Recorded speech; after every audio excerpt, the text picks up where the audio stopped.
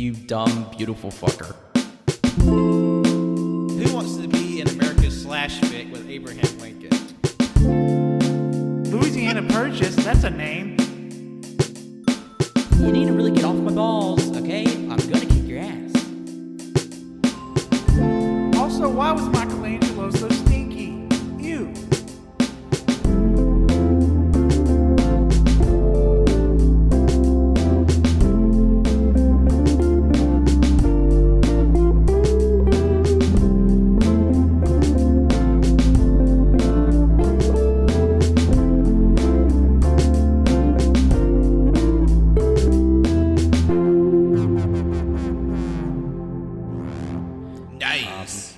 Hello, everyone. Welcome to episode 205 of the AllYouCanHear podcast. I'll be your host today, Patrick.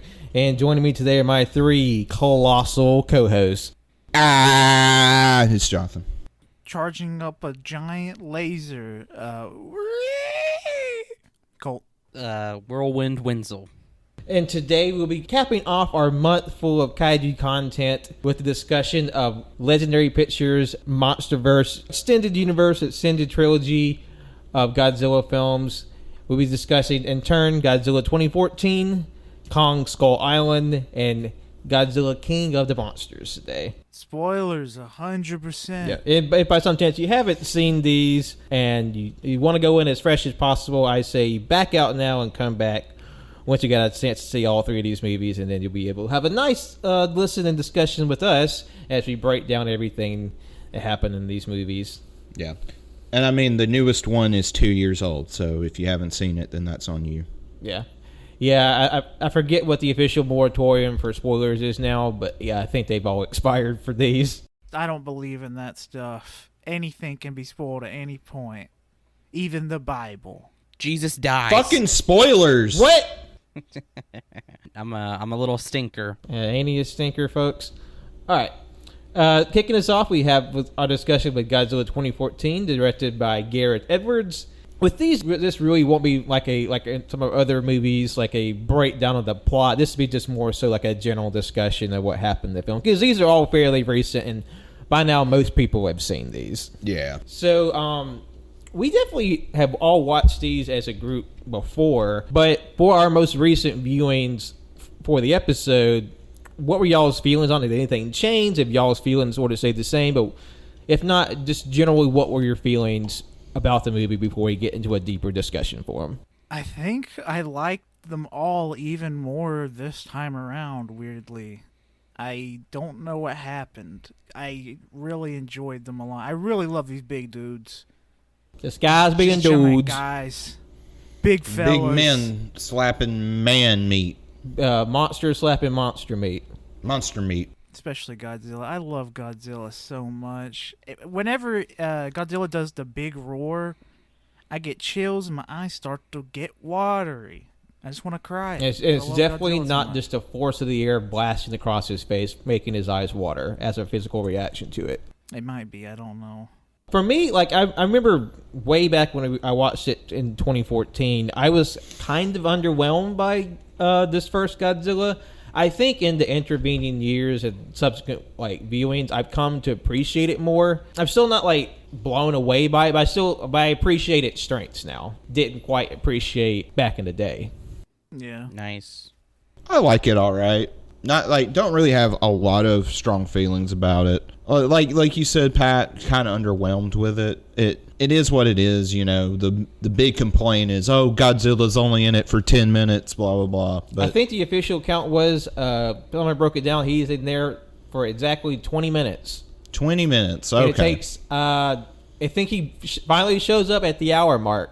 It takes an hour to get to your first, full-fledged shot of Godzilla. Oh, wow. But I don't know. Like a sort of running theme with a lot of these kaiju movies, the human characters are not the strongest.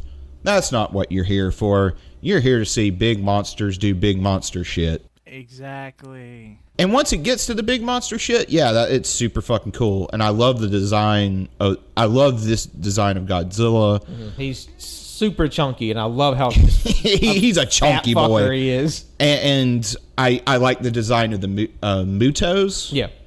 But outside of that, I could probably go my entire life without seeing it. And not that it's a bad movie, just Doesn't have a lot of staying power for you. yeah. I'll probably forget the human story 100%, but I will never forget the monster fights, probably ever. Because even before this rewatch, I'll just remember certain scenes in the big fights and it just makes me hype as hell, especially the Godzilla's one brutal bitch. The way he just opens up the Muto's mouth and gives him a Frenchie is so good. He baby Robinson with his atomic breath. Yeah. Yeah. Also, the fucking in King of the Monsters, the way Godzilla goes all out against Ghidorah was absolutely insane. Yeah, and we'll get to that one in after a while, because that's definitely worth a larger conversation. And I'm so glad John has finally got to see King of the Monsters. I'm just like, fuck, I've been just kind of trying to hold it back how fucking cool and hyped I was for King of the Monsters, but we'll get to that shortly. But with 2014, I do think the strongest points is the actual monster fight. It is a shame that we get so little of it. I mean, of course, like we're all used to this by now, just by watching all the shows that we've seen so far, and even and just sort of at this point in our fandom, like we kind of know that it's gonna be human to monsters, like 70-30%. Yeah. But this one's definitely pitched more to the human side, and people kind of criticize King of Monsters for having an underdeveloped human story, but like to be honest, like I thought it had a better human story than 2014. That's me. Yeah. I thought that the human story in 2014 was really forgettable, other than Bryan Cranston just going all out as a crazy man. I thought that was pretty nice. Until he dies. Yeah, until he dies Pretty early on. Like the first like, 20 minutes. Yeah, or so. first 20-30 minutes. He Yeah. Also, it has the best human scene in these three movies, in my opinion, which is the Halo jump. I love the Halo jump. I did think it was funny how like people talk shit about Marvel being military propaganda when I forget how much the military is involved in 2014. Like it's the most of the movie is through a soldier's POV. Yeah. And like I'm doing a little research on it, the movie, how they had just this very extensive rapport with the American military for the film. Like they went out of their way to make sure that the Navy would to have like a prominent portion in the film, even though they wouldn't be really that beneficial to everything. It's like, you're not going to do much, but we got to make sure you have a nice scene to camera. And apparently Gareth Edwards had a hard time juggling like the military contract or whatever they have with the films. Like, now you got to make the military look good, even though they'll be largely useless in the scale of these giant monsters. God. That was something that always bothered me about this movie, was like, these monsters are the biggest they've ever been in the in kaiju films ever, and the soldiers will still I like, they still write the soldiers as like shooting and firing at them, and I'm like, that's nothing. That's not gonna do anything. Why try other than maybe to distract? But like, and then also it makes it seem like when the monsters are like they'll eat them or whatever, I'm like, that's a crumb. That's a crumb to them. They eat radiation. That's a crumb. That's a human crumb to them. It's not going to do anything. Why make it seem like we're delicious, like we're a meal for them? We're not. And like, I did think another thing I thought was funny with regards to the military in the movie is just how I know it's more so to reserve the surprise of the reveal of the monsters. But in order to do that, you have like these moments where the military just looks like they're just blind idiots. How like there's a moment where like they find the submarine. Oh, the submarine with the nukes. So it went missing. They just look up. There's a submarine, and they look up further. There's the boy Muto, just like right in front of them, just like, and they're just shocked. Or when they go looking for more nukes, they miss the fact there's just a giant hole in the side of the mountain, and the girl Muto's lumbering towards Las Vegas, and they act like they didn't see it driving up to it. I mean, obviously that's for the reveal. I get that, but like it's funny when you think about it for a second. Yeah, it's something that could take you out of it. I did think there was some really cool shots in the film. Like I liked the atmosphere of like when Bryan Cranston and Aaron Taylor Johnson are exploring the abandoned city in Japan. I really liked that aesthetic and that feel they had. When Godzilla is first showing up in Hawaii, you see his like ridges poke out of the water, and the wave is just like pouring around from him.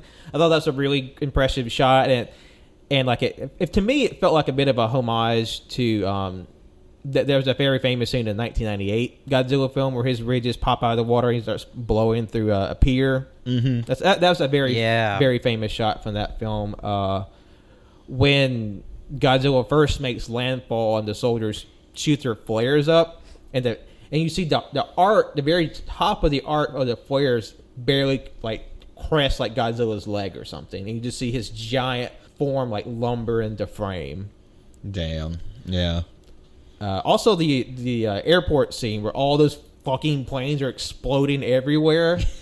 That's pretty slick. Kaboom. Yeah, it's like a chain reaction, and just one by one by one. I will say it felt like such a kick in the teeth when you finally fucking get to see Godzilla. First full frame shot. He roars his roar for the first time and just immediately cuts away. Like the second you get a full shot, it's gone. It's like the Aaron Taylor Johnson's kid on the couch, and you just see the CNN playing the Godzilla tussled for a bit and ran away. And it's like, oh man, that's such a cop tease. Yeah, which like I sort of get that's what they were going for, is to build up anticipation of seeing the big boy, but I don't know. You literally had an hour build up, and then they immediately cut away for a while again. It's just like, you son of a bitch! There's another scene, I know it was pointed out to me before, but I wasn't sure if this was like a doctored kind of image.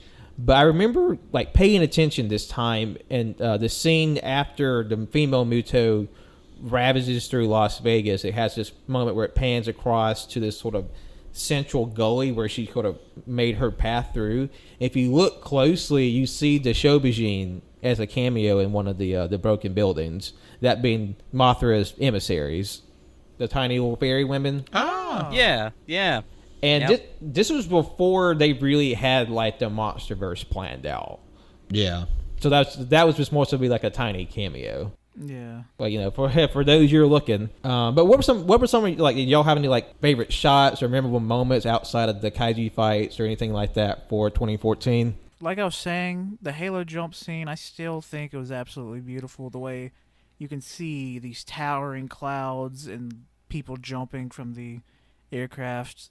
I thought that was absolutely beautiful.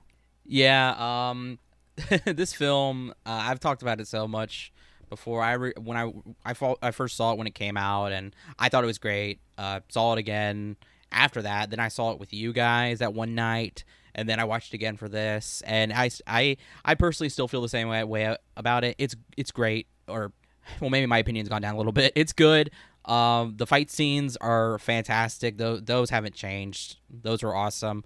You get a lot of human story in there that's kind of inconsequential to what's going on. I mean, Bryan Cranston Johnson's character is just trying to figure out what killed his wife and trying to get the truth out there.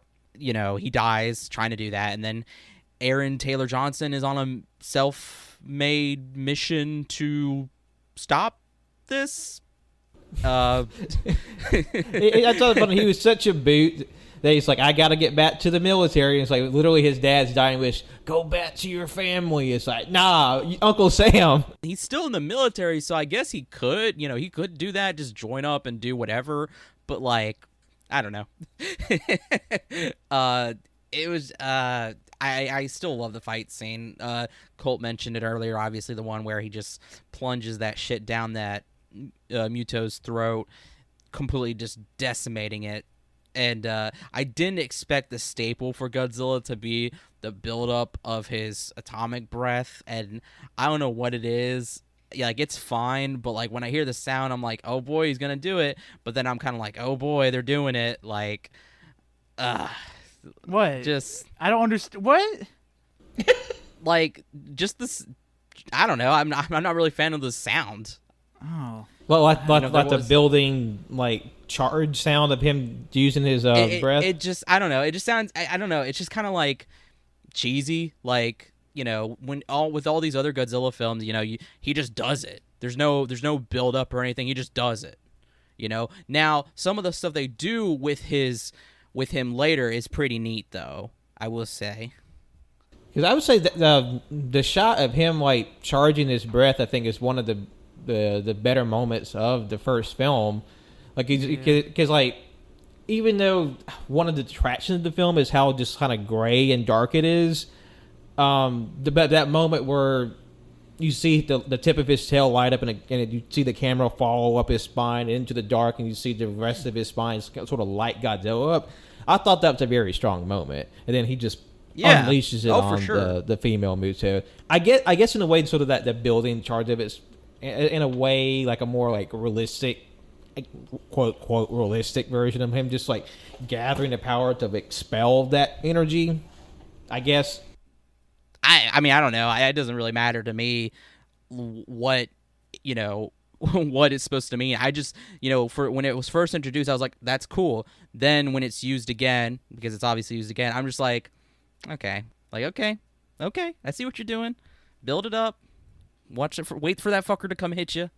But, do it. I really like it. What you got to say, Colt? Tell me. I was What you gonna got to say? I really you're holding like something it. back. The You're holding something sound back. is one of my favorite And you know parts what? That's about his fucking attack. fine. That's fucking fine if you like it. Wow, I can't believe we just shit all over Colt wins. Well, wow. I can't believe Colt just shit over me. Why are we all covered in shit? I got some more. I got some in the chamber. Oh, yeah. Do you? Yeah, put it out. Push You it out. want Come this? on. What do you have? I've got what is the chamber implying? I don't know. I'm making shit up. You're one in my asshole. Poop. I'll keep the one of the asshole quote in there. Do it. No, I don't have anything. I'm done. All right. If that's all we have to say for 2014, we'll move on to the next segment, and that's 2017's Kong Skull Island, directed by John Roberts. Forgive me if I mispronounce his name. I will say with Kong Skull Island, we watched everybody here at the Art House, John, me, Liz, and Cannon. We all watched this together because Cannon hadn't seen it since it came out, and Liz had never seen any of the other MonsterVerse movies since 2014 Godzilla. And so we all got to watch it together last weekend, and I had a great time rewatching this. I had so much fun. I enjoyed it even more than the last time we watched it in 2019. There's a weekend we set aside to watch them all before we went to go see King of the Monsters, and I had a great time with Kong Skull Island this time around. I gotta ask, what did Liz think of it? She definitely liked it. I think she liked it more than 2014. Although I think her favorite film will be coming up shortly, but she seemed to enjoy it. Yeah, Well, that's nice. Oh, I fucking enjoyed this movie. It's fucking great. I don't get the hate for it. You see Big Monkey just smashing shit. and smash shit he does.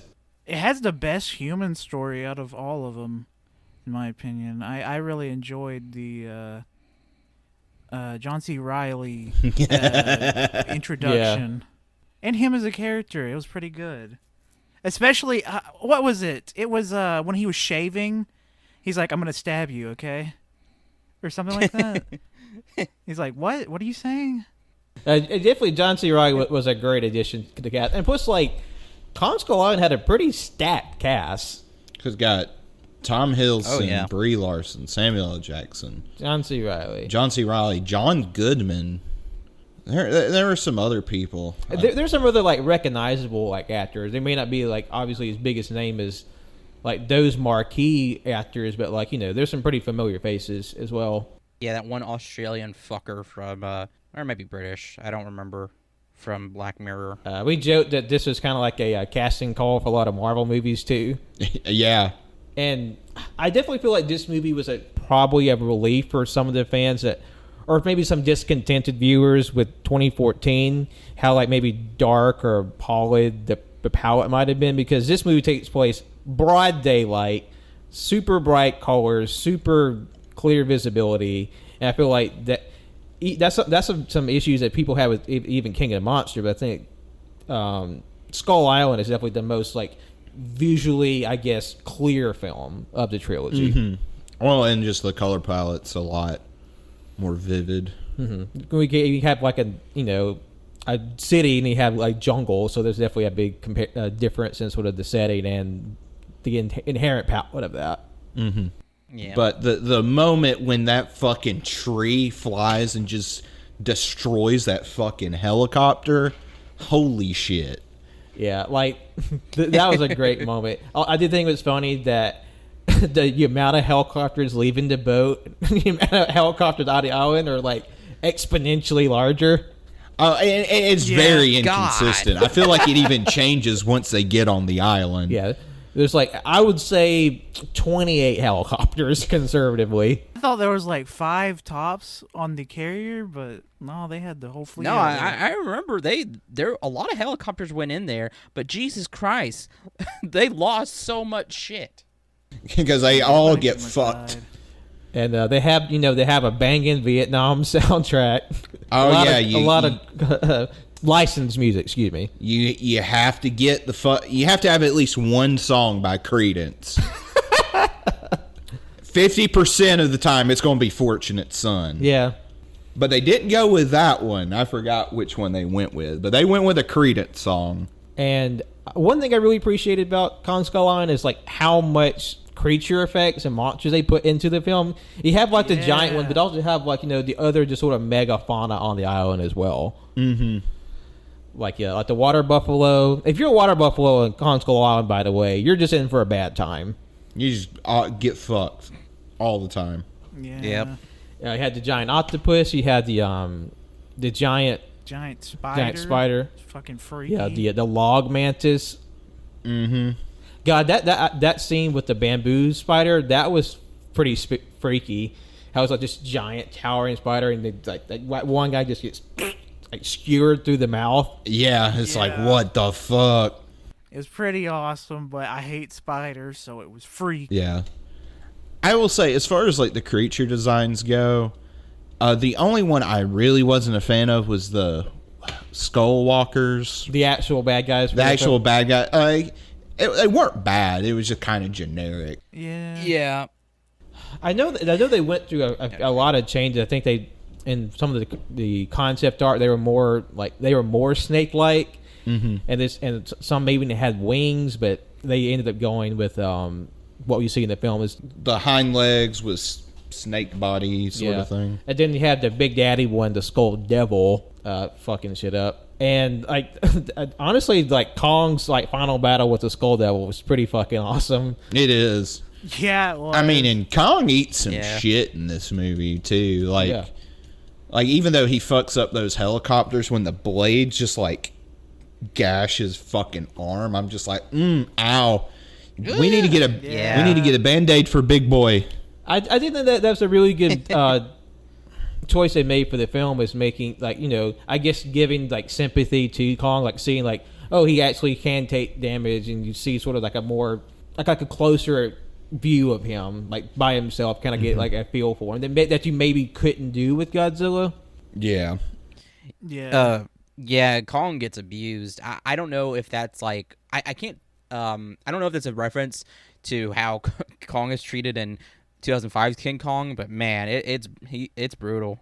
Yeah. I thought it was nice seeing him like just chill and tending to his wounds in the water, and out comes the giant fucking octopus. And he just fucks it Chomped up. Yeah. But the Which, is final that a reference? fight. Yes, it was a reference. It had to be to the old movie. Because if you remember, there was an octopus sequence in King Kong versus Godzilla, in the Showa movie. Yeah. See, they should have saved it for Godzilla versus Kong, though. Well, we're still a little early. We don't know what other giant monsters might be in there. There could be a giant octopus. That would be a good bit. That would be a good comedic bit where they're just sitting there, and then it's like, holy shit, it's a giant octopus. Just out of nowhere. And it's not like it's an actual video of a normal octopus, but made big on a green Yeah. It's the same octopus from 1960. But they have it like colorized. Yeah. And you can see like because the value is so different, they just enlarge, but it's all really grainy compared to like the HD background. It looks like it's in 240p. Yep. This is the perfect movie. It's already. like, what the fuck is this standard depth bullshit? Kong just like whipping out the chain with the propeller at the end of it, like fighting. Oh, God, yeah. The Skull Devil, that was so slick. That was, yeah, it was awesome. Yeah, the way that uppercut with that propeller, you could see the path that the blade took. It actually cut open its like neck area. It's pretty fucking. Like you can see violent. like the actual flesh of the neck like flay open, and then he has like a good like, oh, we killed him, and then I remember when the Skull Devil comes back to like bite Kong in the arm. I remember the room going, oh shit, when he just jumps back up. Yeah. Yeah, Kong, of course, had to go pick up. Oh, he's like, oh, pretty lady fall in water. He saves pretty lady. And then the big skull monster just says, I'm going to chew on the arm with the lady in it. I don't know what. I feel like she had to be crushed. Like, I would crush her if I was King Kong. Not on purpose, but because I would forget. Yes, so, like, somehow he had the presence of like the dexterity to grab the guts of the Skull Devil, yank it out, but still not hold his fist tight enough to squish Brie Larson. That was something I love about Kong in this movie and in 2005. Sorry, I got to reference 2005. But, like, he is on, like, dude is doing some work when it comes to, like, being dexterous and just, like, on some, like, I don't even know what to call it, athletic woman juggling bullshit, because, man, he's a monkey, but, man, he's really, really good at just, again, juggling. Good monkey. Good monkey. But, like, I really love the visuals for when they walk into the skull fucker thing. The graveyard? The graveyard where it's like, where it has those like noxious gases and fucking The skeletons of Kong's parents. yeah. And past species. And John C. Reilly drawing katana saying "Death before dishonor" That in was Japanese. so fucking tight. A funny bit I found out about the movie. There's a line where John C. Reilly and the two scientists are in the jungle, like waiting for the rest of the gang to come back, and he's sort of explaining the danger to the island. He's like, "Oh yeah, there's this big ass ant, but it sounds like a bird, but it's an ant. Keep an eye out for it." Apparently, that was an outtake. He was like John C. Reilly was just riffing, trying to get the cast to laugh, but the director, he liked it so much he just kept it in the film. That's cool. That's good. It's like we said, I think John C. Reilly's like probably one of my favorite characters in the trilogy, and some might see like he's like too funny or whatever for the film, but like, I mean, he's John C. Reilly. I mean, you're gonna get what you're gonna get. But I feel like I've had the most fun with the plot, even though it's not as like maybe dramatic as some of the other films or whatever. But I feel like if I had to rank the human plots in terms of like engagement or like care, quality, I think it was Kong, then King of the Monsters, and then 2014. Yeah, definitely. That's me though. Yeah. Exact same here. I guess any sort of last thoughts for Kong before we move on to King of the Monsters? No, like I remember when Kong came out, like Kong Skull Island came out, and everyone was poo pooing on it. And I didn't see it until we all watched it together, and I was like, that was fun. People are stupid. Yeah. I heard the exact opposite. I remember all of like my whatever timeline circles, whatever, they were just talking about how much they loved it. Really? Nobody really talked about it on mine. The only person I knew that watched it was Wenzel. I know for me, in terms of like general reception, I remember it being a little quiet, and then like once sort of the fanfare for Godzilla versus Kong was started to kick up, people were just like, oh yeah, fucking rights for Kong Skull Island, because like it's fun, like it's just undistilled fun. Mm-hmm. Yeah. I remember the biggest thing that was like being passed around was Tom Hiddleston's moment of cutting bats up, or bats or whatever the creatures, the flying creatures were. Yeah, with like chainsaw noses. Very cool monsters. Yes, sorry. And just the colors from that moment. Yeah, I remember that, and I was like, holy shit. Yeah, because I forgot to This is mention, like, great. there's a lot of really cool shots in the film. Like when you first see Kong, you just see him silhouetted against the setting sun, and you see all the helicopters coming. That's a fucking tight ass picture. Oh Yeah, no, really good, really good shots. You know, people can say what they want about like CG and how it's used or whatever, but good shit. It was really well done. Yeah, honestly, these movies are very much like when people complain about CGI. I see these as a sort of a counter to it, because I know we're about to get into King of the Monsters, but like the CGI didn't bother me at all, really. I mean, it's giant monsters smacking against each other. It's going to be cool regardless. Yeah. It could look like a fucking PS1 game, and I'd still be like, woo! Yeah, turn it up. Yeah. But I genuinely think the visuals are really impressive. And I know like a lot of people will complain about CGI, and people kind of treat it like it's like, oh, you just like do like 2 strokes on the keyboard and you get big monkey. But like, I mean, people put a lot of work into this stuff. And plus, like even the worst, CGI in a movie still takes a lot of effort to do. Yeah, and people kind of fail to realize that. So even if one good CGI happens, you realize that took a ton of effort, probably a lot of crunching to get that done. Yeah, and it just makes no sense to me when people, like say things like that. I'm just like, like you said, it's a lot of work, and like I think if you showed people the work, they would probably die. They'd probably be a little more appreciative. Yeah, but I get the criticism, because there's a lot of CGI that's just bad. But or like a lot of unnecessary CGI. What you could have done that practically. Yeah, I'm 100% in that camp. But I know a lot. There are some people who hear that and then take it the extra step, and it's like, all CGI is bad, or all CGI is lazy. I mean, you could do everything practically, and it's like, well, there's some things you can't. It's a tool like anything. It's how it's used. I mean, there's definitely some criticism for like big budget CG films where like you put all this time into like making this CG environment or these CG characters, and it's obscured by like a drab color palette or like weather effects or something like that. Which that was a criticism of King of the Monsters, which we'll get into in a moment. But like there's things like that, like that kind of like you over gild the lily, or you kind of shoot yourself in the foot. But then like a lot of times that's not an animator's fault. That's more like someone higher up the chain that kind of forces their hand.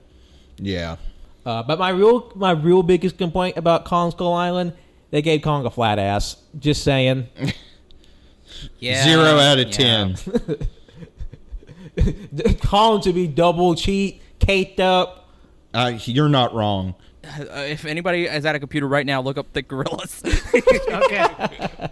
Okay. God damn it. Because I want to say in my head, I'm like, don't all gorillas have flat asses? But now I don't know. I've definitely seen some thick ass gorillas. All right, that's Colt. I can think of some. I mean, there's definitely some gorillas that are like a flat back with a crack, but like, come on, we're making this a movie monster. Like, give Kong his cheeks. I mean, there's a reason why they call Donkey Kong what they do. Yeah. No, I agree with you, Pat. I totally agree with you. But Kong, in this, like you said, he's just back and ass crack. Hopefully that's something they rectify in Godzilla vs. Kong. Like, the first thing you see of Kong is just like fat ass. The first shot is his ass. It's been fucking 60, 50 years since the last movie, so maybe he's had some time to work on it. Well, the thing is, too, the Kong that we see in Godzilla vs. Kong is an adult, so, like, he has to have more ass by now, he grew right? into his ass. He had Kong puberty. He also went to monkey plastic surgeon. Got some ass implants. No, Jonathan, you shut your mouth. It's all natural. It's all natural. He got them. He got them Kim K fucking ass implants. Jesus Christ. For the audio, Pat just sent a picture of a gorilla's ass. God damn it. Man, their feet look weird. Yeah. What do you think? They're going to look like people feet? Kinda, but they look like No. just long hands. No, like normal hands, but very long palm.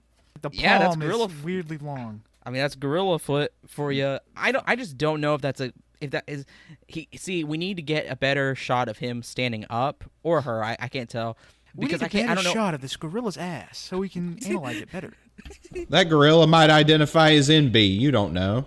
Give us non-gender conforming gorillas. Hell yeah. Well, maybe. Well, I guess we can't really see the way the ass connects to the back, so I want to give it a thick. I love how we're taking this detour to analyze gorilla butts. I mean, somebody's gotta. What else? Yeah, exactly. Thank you, Pat. What else are we going to do on the podcast? We have to have like a cromulent moment for each of the films. Like Kong Skull Island, Kong needs a fat ass. Godzilla 2014, the female Muto was a muscle mommy. Yeah, And the male Muto was Yeah. a simp. that is true. Yep. And with Godzilla King of Monsters, Mothzilla is the best OTP. That is true. Which is probably a good segue into the next film, which is, of course, 2019's Godzilla King of the Monsters, directed by Michael Dougherty. And fuck, I was fist pumping. I was hype as fuck to watch this movie with the house. And like when we finished it, I was just like slapping my chest. I was so just energized because fuck the haters, every last damn one of y'all. King of the Monster is fucking phenomenal, fun ass time. Fuck y'all. I agree 100%. I agree. I don't know who can look at this and be like, this isn't fun. Too many fucking people. Like- I'll get into it, but y'all go ahead with your initial impressions. Colt, you go first. I really enjoyed it the first time around. I liked it a lot, but this time around I liked it even more. That's me. I don't know what happened. Like I said, with all of these, I feel the same. But oh man, my brain just left. Where'd you go? Come back. Bye bye. Oh, okay. Sorry, my brain just had to go outside. It's like looking outside. I'm sorry. Yeah, this movie was pretty dang good. I really enjoyed it. The monsters were absolutely beautiful, especially with Kong. No, Godzilla. Kong's not in there. I know Godzilla. At a certain point, you can see he goes into a new special form. It's really Yeah, cool. we gotta save that bit for the end because that's Yeah, we're saving it. We're It's saving so it. good, That tip. yeah. And then we have a really awesome Hollow Earth section that I absolutely loved. I'm going to go ahead and say it. This is probably going to offend someone. This is the best Godzilla movie, in my opinion, that I've seen. and that's talking all Godzilla films. That I've seen. I haven't seen everything. I haven't seen a lot. Man, But wait till you- you know what I've seen if you've listened to the show, or pretty much. yeah. No, that's fair. I definitely bumped up my star rating for this because I haven't seen it since we saw it in 2019, and I liked it then, but like I was feeling it the other day. I fucking love this movie top to bottom. I have my qualms, of course, but like nothing to the point that I'm actively disengaged by. When we first saw it, I was pumped in the theater. I watched it again with my dad. I was pumped then, and then I watched it again for this, and I'm pumped now. This, oh my god, it was so freaking, like, it's just so nice, so cool, so epic to see the boys, Rodan, Godzilla, Ghidorah, Mothra, all in the most modern and most recent age. And, the humor, it was funny because the humor, it reminded me kind of Marvel movies, and it was kind of everywhere and maybe shouldn't be. It was very quippy. But Yeah, very quippy. Yeah. yeah. But I got a few laughs from that. But that's not what's important. What's important is the monster action, and it was sick and crazy, and we got to see other monsters too, and you know me, I love to see other big baddies, and I just like to titillate my mind with the possibilities of all these little fucking creatures walking the earth, roaming it. Yeah. And my God, there were so many callbacks to the previous creatures' abilities and to other Godzilla movies. My rating stays the same, but it is such a strong and very loving how I feel about it, and for anybody to say that it isn't good, I mean, what more do you need from this? What more can you take away from this? What do you want? I really don't know what they could I don't know want what from I don't it. know what you could ask for more from this. Do you want Martin Scorsese? That would be That'd pretty be- cool to have Martin Scorsese. If we Godzilla. can open the periscope to another dimension where Martin Scorsese directed a Godzilla film. Also, why don't we get Guillermo del Toro to direct a Godzilla film? I That'd mean, be he- sick. So He was pitched to be director for 2014, but things didn't work out with his schedule. He wasn't able to do it, but that was a possibility for a time. Well, I think he was doing Pacific Man. Rim at the time. Well, Pacific Rim was before that. Was it? Yeah. I thought it was Wait, was it? or was it? It was like 2013. Yeah, it was 2013, I think. Oh, okay. I don't know. Anyway, But man, yeah, I loved it then. I love it now. Yeah. Guys, nice, Jonathan. This is your first time watching it, so just hearing us kind of build it up beforehand, and you actually getting to see the final product. Did those expectations match? Do you think? yeah, it was fun as shit, and I was looking on my letterbox and the people I follow, and y'all were fucking loving it, but I was seeing 2 and 1 star people, and one person I follow was this is the only film I regret seeing this year or something like that. I'm like, Oh my God. I'm like, Oh, fuck off, you pretentious cunt. Get the fuck do you over really yourself. regret it that much? I mean, Okay. am I going to say this is the best movie ever made? Of course not. But holy shit, was it fun. You get to see big monsters doing cool monster shit. That's really all you want. And, I didn't think the human story was that bad. It was hell of a lot better in 2014. I was actually somewhat engaged. And, yeah, there's some stuff that's kind of stupid and doesn't really make sense. But, I don't know. This is my trash, goddammit, and fuck you for not liking it. Yeah, because that to me, that's one of the Yeah. biggest criticisms that was toward the film. Is people there's a lot of ballyhoo about how the human how insipid and awful the human story was. How every person was just deplorable or just stupid or uninteresting, and obviously you can have a compelling human story in a giant monster movie, and also have a cool monster fights. Those two are not incongruent. Exactly. But I feel I didn't have a problem at all with the human story. I was fine with it. The villain and then the mom's motivation is kind of stupid and doesn't make sense, but I don't know, that wasn't enough to take me out of the movie, you know? I mean, I feel for the most part, the human story helps facilitate the plot enough for you get to the monster action. Mm-hmm. At least that's me. And plus, I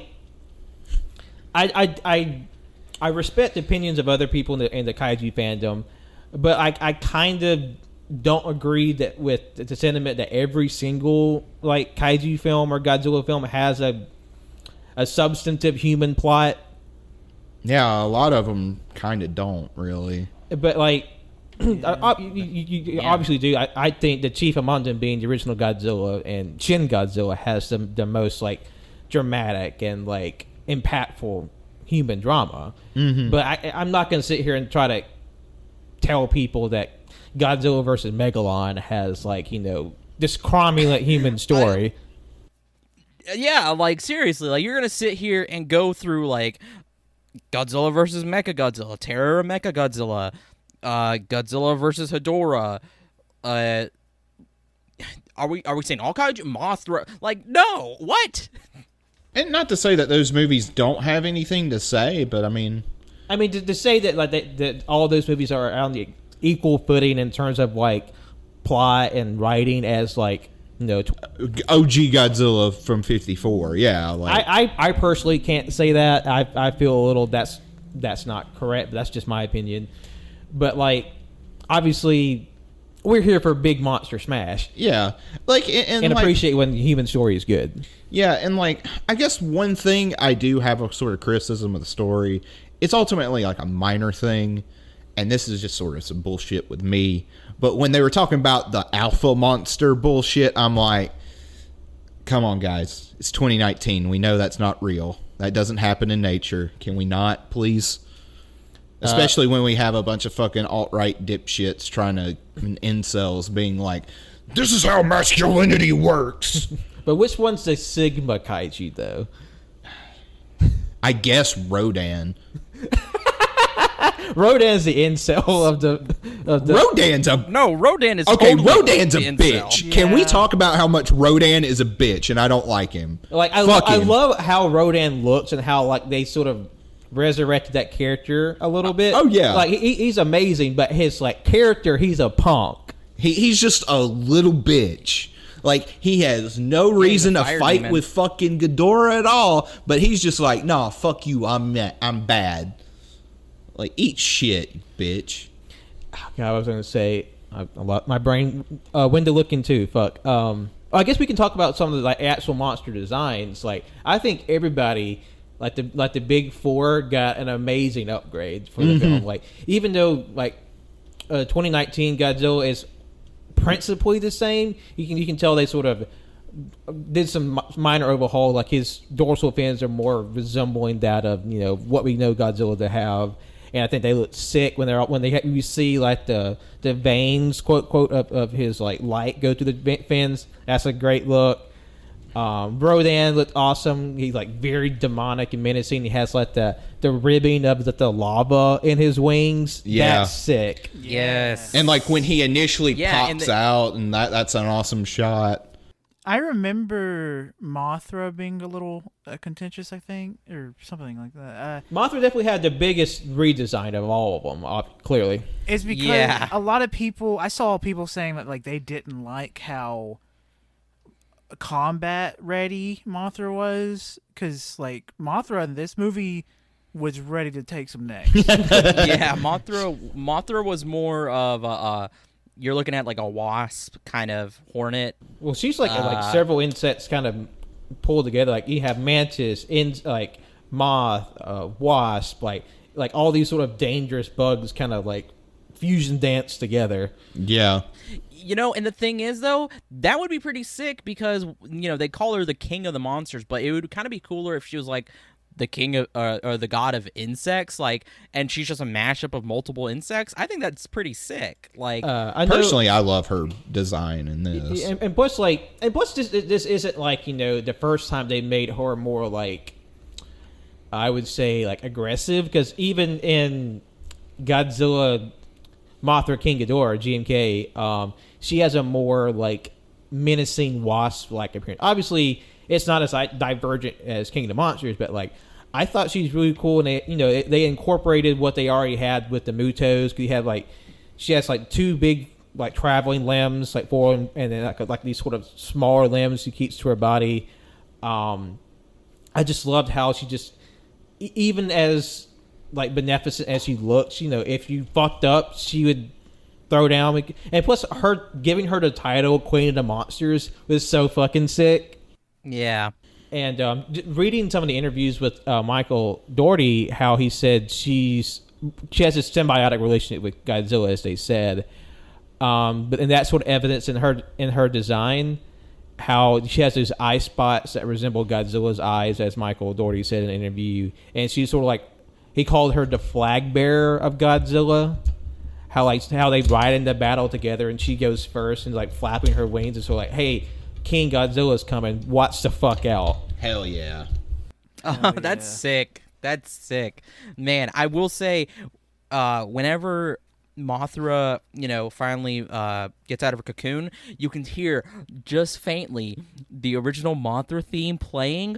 Chills, chills, chills, chills. I was like, yes, yes, yes. And then the way everybody was looking at her, like, this is the queen, the god, right here.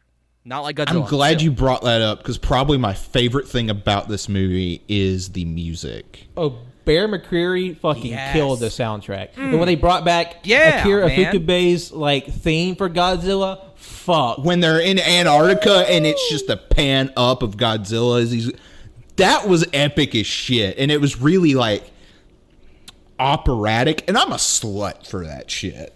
So we got the surround sound going, and so you hearing monster noises right beside your head and shit. I was like, oh damn, this is fucking rad. In the moment where Godzilla Man. gets a second wind, he comes back out of the ocean, and you hear Ifukube's music hit, I got chills so fucking hard in the theater. God, it was so good. And then just hearing the Damn. Mothra theme woven in during certain points when she was on screen, it was just fuck.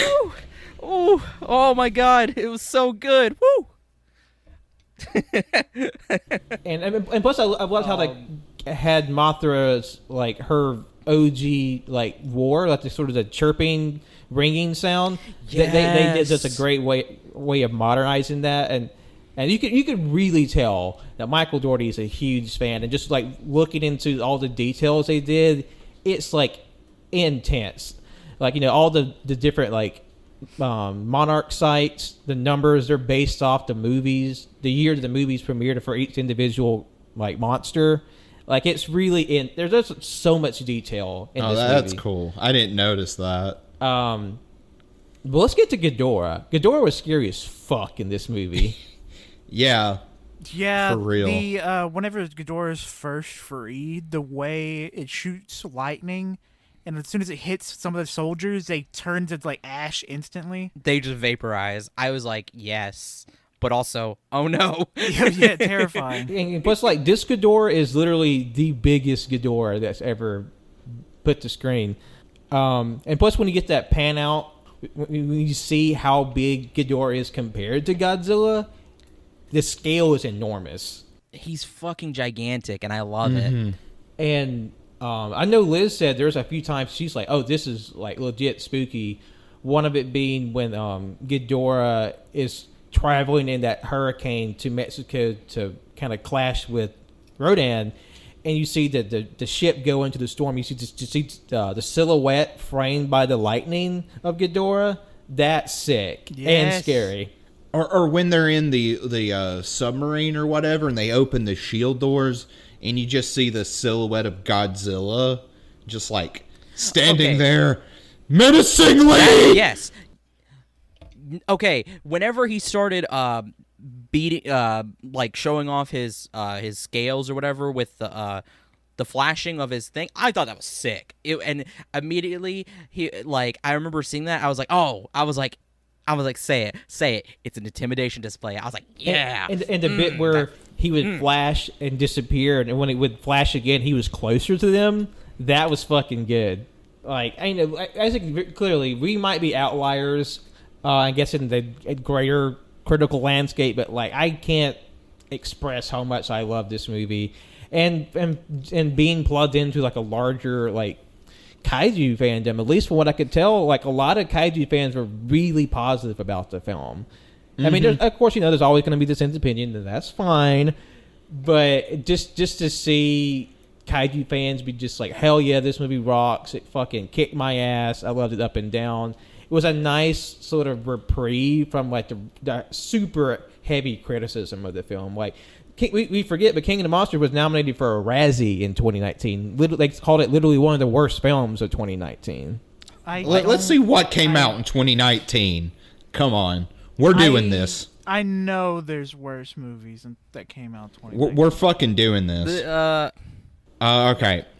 That is so disrespectful. Aladdin 2019. Lion King. Dark Phoenix. Oh god. Oh god. The Fanatic came out in The 2019. fucking Fanatic. No, whatever. No. What you guys have to understand is the Aladdin and the Lion King are paying homage to all the kids. Now that they're adults, they get to see the wonderful, beautiful movies remade in a much more Well, we are not modern starting and this right realistic now because style. if we start, I won't be able to stop. But fuck Disney and fuck these. And kaiju fans do not matter. Also, you Dumbo idiots, 2019. Fucking miss me with that fucking King of the Monsters slander. You know, if you don't like it, cool beans, but fucking don't talk around me. Yeah, and if anybody says that they like those live action Disney fucking movies, but they hated King of the Monsters, Oh, get the fuck out of my face, y'all! You I'm going like I get movie. Oh, sorry. No. I am so like I'm creating a hypothetical situation in my head, and it's making me so angry that I'm going to go sicko mode and just absolutely destroy them. You build up this hypothetical straw man so you can tear down. But I mean, yeah, like Pretty like, much. I mean, anyone like I get movie opinions. At the end of the day, they are subjective. But if you unironically think that any of these Disney live action remakes are better than this movie, you don't have the right to have any sort of opinion on movies because you are just dumb. I mean, film and Twitter is already raising hellfire. I don't fucking need any more bullshit. Rambo: Last Blood. Oh my god. The one where fucking Sylvester Stallone kills illegal immigrants. Yeah. Serenity. This is a movie you may not have heard of, but just it has Matthew McConaughey and Anne Hathaway. Oh, fuck. And it is bad. Okay, I remember hearing about that one. Yeah, fuck off with your King of the Monster bullshit. Stuber, Life of Pets 2. Stuber was pretty good. I watched it. It's a fun movie. But was it more fun than King of the Monsters? It was just a little bit under. 3.5 stars I gave it, I think. Frankel, you just silenced everybody. Oh, I'm still looking for shit movies. Kumail Nanjiani and fucking Batista. That's true. I'm sure they had a good chemistry. I feel like that at least came through from the trailers for that one. But I think we put it off long enough. Let's talk about the fucking finale of this movie. The final battle in the tag team throwdown in fucking Boston, of all places. Godzilla versus Ghidorah, Mothra versus Rodan. Let's get into that. The scene of them charging at each other and all the planes and helicopters are like going back and forth. That is a cinematography masterpiece right there, boy. That is some good ass shit. Like that was really cool to see them like these big honking monsters just like slam into each other and like and the planes and helicopters going back and forth between each other. That reminds me so much of like the Godzilla video games where you'll literally just have that like random planes and helicopters are like fighting and flying at you and stuff. Oh, perfect. And plus I love like when Mothra comes in, she's like ready to throw down, and then Rodan, his bitch ass, is like bitch, and they clash in the air, and and plus it was so sick to see like Rodan had Mothra pinned against the building, he's like sniping at her, and then she like slashes him, and then like just has like this anime moment where it's like Rodan like freezes, and you see her fucking stinger through his chest, sick. And it was, and nobody expected that either. I was just like, what? when we saw that in theaters, my jaw dropped. So good seeing it again. And plus, like Godzilla got a whooping in this movie too. Like he gave as good as he got, but he got a good thumping. But that move where fucking Ghidorah wraps him up in its heads and just drops him from fucking space nearly. Like you see him like burn up on re-entry. That was so fucking sick. Man, poor baby. I was really sad when that happened because I was legitimately getting tears in my eyes because I was like, man, you can't just choke out Godzilla like that. It was so fucked up. You're an alien. Like, this isn't even your planet to rule. You came from parts unknown to fuck up our planet. I did like how they referenced King Ghidorah being an alien, like they did in the original Showa series. But if we want to talk about tears, bitch, like Mothra laying down for Godzilla, come on. Mm-hmm. That was like, especially when she does like you see her like all battered from Rodan's fight, climbing on top of Godzilla to defend him, and then she flips her wings in front and they flash red, and then she's like, I don't care if I die, I'm fucking swinging, and then you see her just like fangs bore right at Ghidorah, and then she gets vaporized. Oh fuck, that was so sad, but like fucking hell So too. sad. Rest in peace. But then you see like her energy, her spores land on Godzilla. He starts kind of like puffing up, and you see like his radiation turned red inside of him, going through this crack because he was like he got overjuiced when they used a newt to re-energize Godzilla after he got whooped with the last Ghidorah fight By the oxygen destroyer. Yeah, and Yeah. They managed to distract Ghidorah long enough. He turned back around, and you see buildings start melting, and then the second he walks out all glowed up with like burning Godzilla, I thought I was gonna shit because that was so fucking sick. And then in this exact moment, they replay the charging up sound as he's walking closer and closer to Ghidorah. It was so And then when he good. shoots that first pulse, and you see Mothra's wings, Yeah, fuck you, Colt. in the first blast, that was sick, and he burns off Ghidorah's wings, and then the second pulse burns off the two side heads, and then when he fucking plants his foot right in Ghidorah's chest and just like blows that bitch up. God, that was so just cathartic and just amazing. Woo, yeah, man. Godzilla was high on angel dust. He had some Mothra PCP. And what was just so good, just hearing the house react to all the big moments in the movie, like Godzilla getting the second wind, like all the big monsters showing up during their moments, and the big final battle. Like, we were all hooting and hollering. We were there, we were with it, we were having a grand old time. Hell yeah. And man, this movie just fucking rocks. Like, Oh, something I keep forgetting. I forget every time that she's in it. Is I forget Millie Bobby Brown's in this movie. I was because this was the third time I watched it, and I was like, oh hey, Millie Bobby Brown's in this movie. Wow. And then that's it. yeah, because they had a pretty good cast for this one. Like, in terms of names, they had Vera. They had, what's his name from Game of Thrones? I forget his name. He plays Tywin Lannister. Yeah, Something Dance. Charles Dance. Yeah. I thought he's not really super engaged with the plot, but I feel like he's a really convincing as an asshole, isn't he? Mm-hmm. Yeah, he is. And I bet we are going to see him the next movie. And they had the dad from Friday Night Lights. He was a dad in this one. Yeah.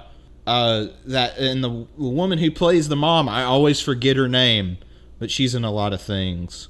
Yeah. She's in The Conjuring, all of them. The Conjuring, The Departed. Yeah. Vera, I think Vera Farmiga. Yeah, that sounds something. right. Need I also remind people that The Haunting of Sharon Tate came out in 2019? Oh my God, I forgot about that movie. I've never heard of it. Yeah, I don't know that one. The only reason I knew about it was the discourse around Once Upon a Time in Hollywood. Oh, yeah, This was the Hilary Duff Sharon Tate movie that came out the same year. Mm-hmm. Yeah, I vaguely remember seeing a trailer. And a lot of people were criticizing Tarantino. But the Tate family was like, oh yeah, we liked what Tarantino did. But this movie, on the other hand, is hella disrespectful. Yeah, it had something, because it was more explicitly like a slasher horror, and she was having visions of ghosts and shit.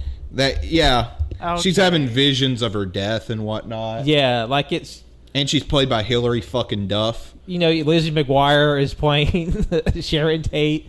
Yeah, so I feel like whatever criticisms you had about Once Upon a Time in Hollywood, that sort of pale in comparison to that heat. Yeah.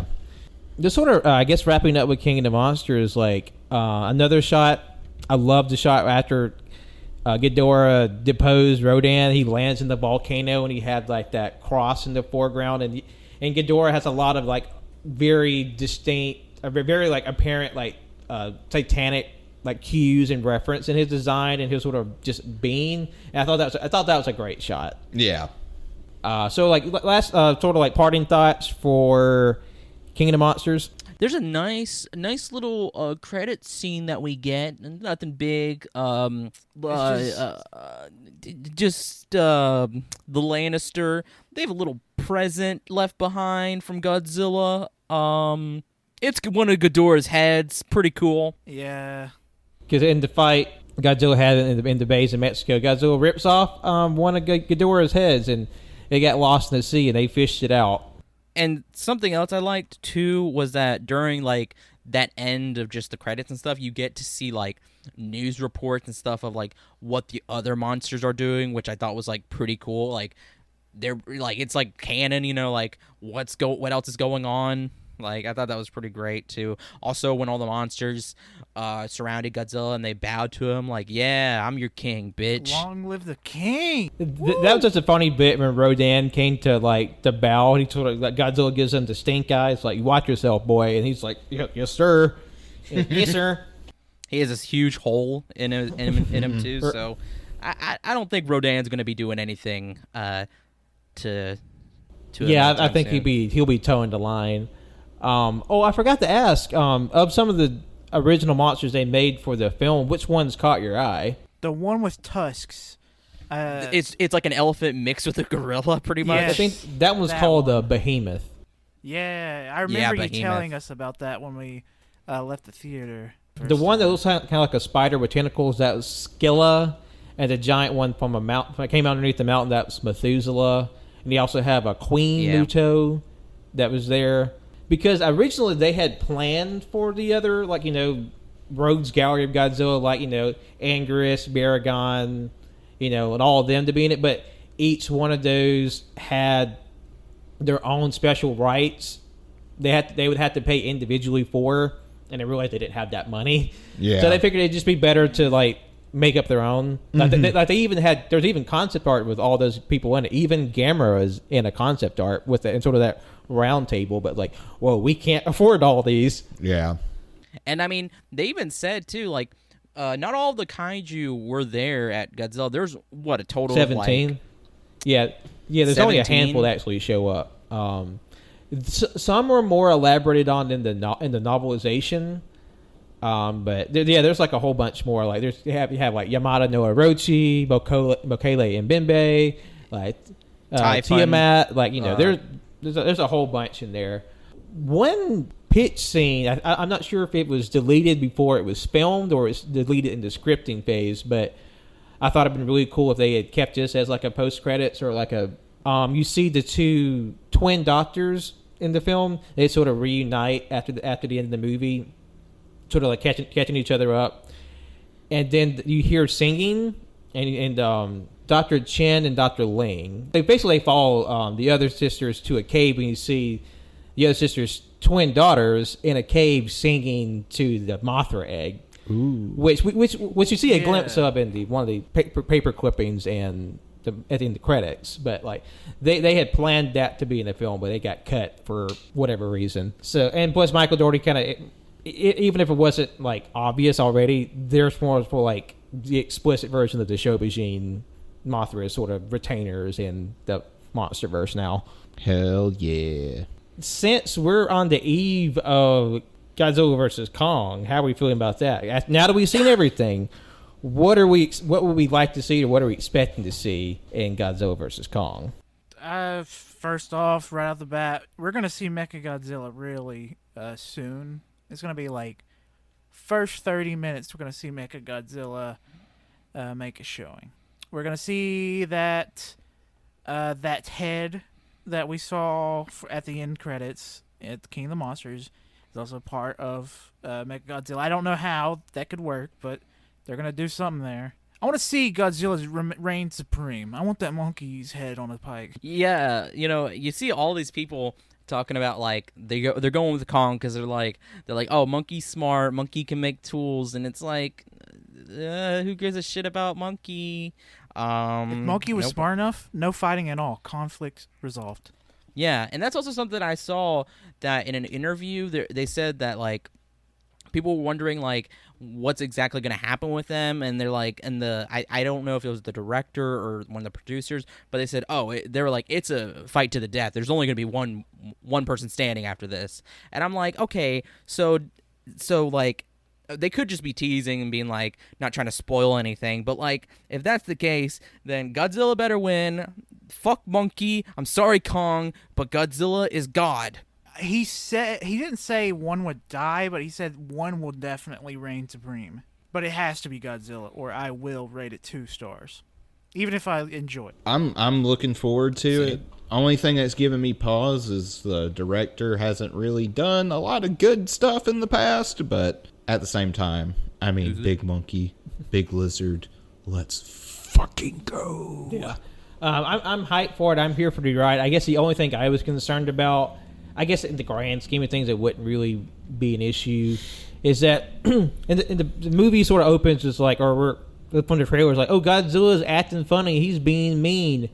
And it's like, my sort of fear was like, in order to sort of like, to demonstrate how evil or how bad Godzilla is that somehow he's killed every other kaiju on the planet except for like Kong somehow. Yeah. So like you have all these monsters that we were introduced to in the first film or alluded to, and they're all just killed off screen.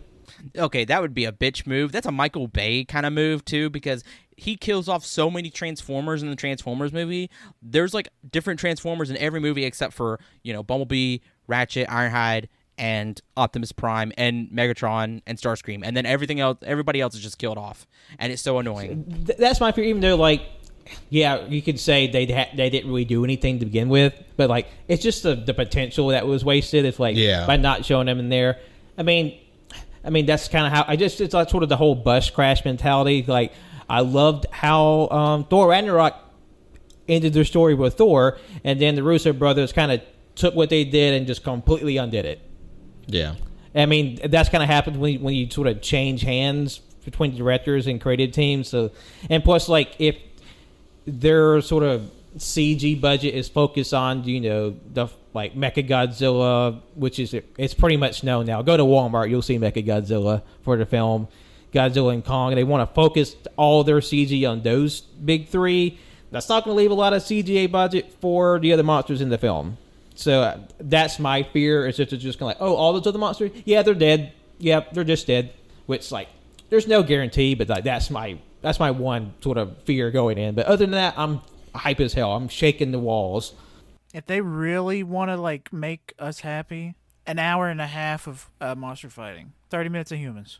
Let's do it. Please. You know what? Just have all the monsters drop in on America via a battle bus, and then they'll have a battle royale. I was thinking the other day, I would love to see a Destroy All Monsters melee with the legendary MonsterVerse kaiju. While we're here, one thing that I've been playing Monster Hunter Rise a lot, and I think it's fucking stupid that Godzilla or any of the Godzilla monsters haven't had a crossover with Monster Hunter yet. I think it's absolute bullshit. Hell, it's possible. A bunch of other crossovers with Monster Hunters. I mean, I don't see why. I mean, they literally say in 2014, we're Monster Hunters now, and I thought that was funny considering that Monster Hunter Rise came out just a few days ago of this recording. Just do it. Just do it. Just make it so where I kill Godzilla. That's probably why they don't want it, because they don't want to see Godzilla killed or something like that. Yeah. I imagine they kind of want to preserve the integrity of Godzilla just being the baddest mofo. So you just ganging up to fight him would probably sort of make him have less cred or something. Or I don't know. It might be too expensive to get his rights for a game. I don't know how that works. I mean, it makes sense. Monster Hunter is like one of the biggest games in Japan, and I feel like Godzilla is pretty fucking big there as well. Yeah, just a feeling. I mean, Monster Hunter is so big that literally there are so many companies, or there's so many businesses where so many employees were taking the day off for Monster Hunter Rise that a lot of companies just gave the entire workforce a day off because so many people were leaving to get Monster Hunter the day it came out. All right. Well, I think that's kind of the heads and tails of the MonsterVerse. We're all big fans. We're all very much looking forward to Godzilla vs. Kong. And we're going to stand on this hill and say King of the Monsters was a kick-ass movie. And come fight us. Square up in our DMs. We don't care. Oh, for sure. I love it. I love it. I love it. And if you do message me in the DMs, I'm just going to say, Godzilla cool. You suck. That's all I'm going to say. Giant lizard, breathe fire. All right. Thank you all so much for listening. You can follow us on SoundCloud, iTunes, Google Play, Google Podcasts, Overcast, Spotify, and any RSS feed catcher out there. Be sure to like, rate, review, and subscribe on all those platforms. Helps us out, keeps us high in the algorithm, puts us in front of new people, and of course, we all appreciate you when you do that. You can follow us on our socials on Twitter and Instagram at AYCH Podcast, Facebook and Letterboxd at AllYouCanHear, Twitch at twitch.tv/AllYouCanHear, and YouTube at AllYouCanHear.